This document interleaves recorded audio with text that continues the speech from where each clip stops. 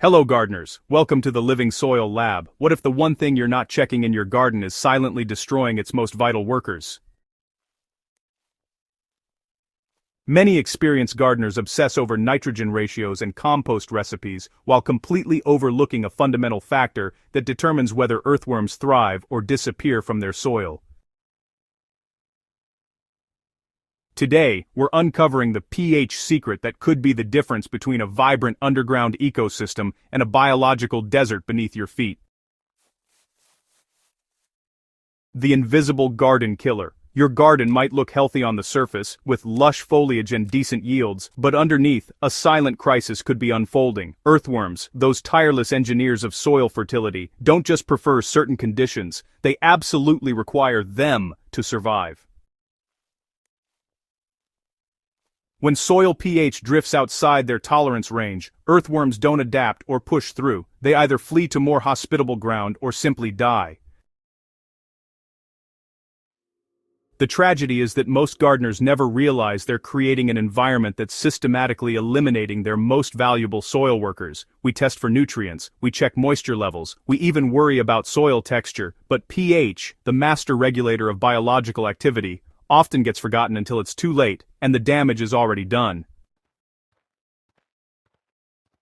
Unmasking the pH culprit. Earthworms demand a remarkably specific pH range to flourish, and that sweet spot sits between 6.0 and 7.5 on the pH scale, with the absolute ideal hovering around 7.0, or neutral.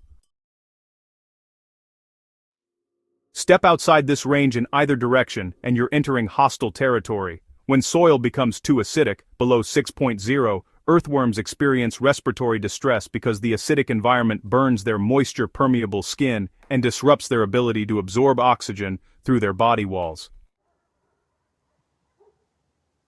Conversely, when soil becomes too alkaline, above 7.5, the chemical environment interferes with their digestive processes and calcium metabolism, which they need for cocoon production and reproduction.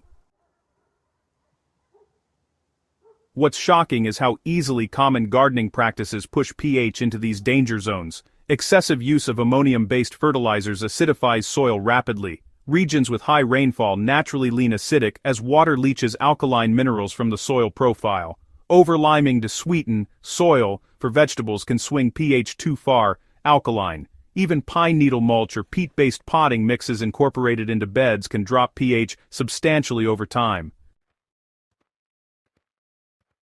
So, when pH strays from the earthworm-friendly zone, the consequences really cascade through your entire garden ecosystem. First, earthworm populations decline sharply. You'll notice, fewer casting piles on the surface and fewer worms when you dig.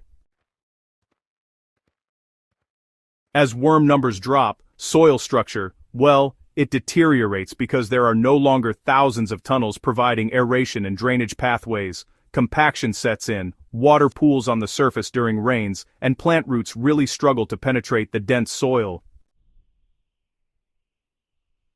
Nutrient cycling, basically grinds to a halt because earthworms are responsible for processing organic matter and converting it into plant-available forms about 20 times faster than microbial decomposition alone.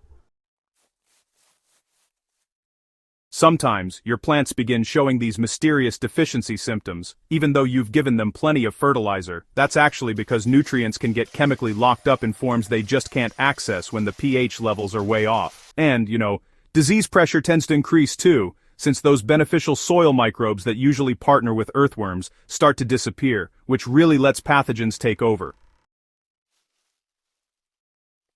Ironically, gardeners often misdiagnose these symptoms, thinking they need to add more fertilizer or ramp up pest control. But really, the main problem is that an inhospitable pH environment is driving away the very organisms that could solve these issues naturally. So, here are some simple solutions you can actually implement today. Testing your soil pH is honestly easier and cheaper than you might think, and it's the critical first step. You can purchase a reliable soil pH test kit from just about any garden center for under $10, or if you prefer, invest in a digital pH meter for more frequent testing. All you need to do is take samples from several different spots in your garden, at a depth of about 4 to 6 inches, mix them all together, and test that composite sample for a truly accurate reading. If your soil tests too acidic, below 6.0, you'll want to incorporate agricultural lime or wood ash at rates specified on the product packaging. That's usually, about 1 to 2 pounds per 100 square feet, depending on how far you need to raise the pH. If your soil is too alkaline, above 7.5, work in elemental sulfur or organic materials like composted pine bark, coffee grounds, or sphagnum peat moss to gradually lower pH. The key word here is gradually. pH adjustments take time, usually several months, so retest regularly and, resist the urge to overcorrect. When you maintain that magical pH range between 6.0 and 7.5, everything changes. Earthworm populations explode, creating a self-sustaining underground network that works tirelessly on your behalf. Their tunnels become highways for root exploration and water infiltration. Their castings become nutrient-rich fertilizer containing 5 times more nitrogen, 7 times more phosphorus, and 11 times more potassium than the surrounding soil. Your garden transforms from something you labor over into a living system that increasingly manages itself. The pH you once overlooked becomes the foundation of everything else you're trying to achieve. Ready to give your earthworms the environment they deserve? Start by testing your soil pH this week, and watch how this single measurement unlocks your garden's true potential. Subscribe to the Living Soil Lab for more insights on building soil that truly lives, and share this guide with fellow gardeners who might be unknowingly driving away their best underground allies.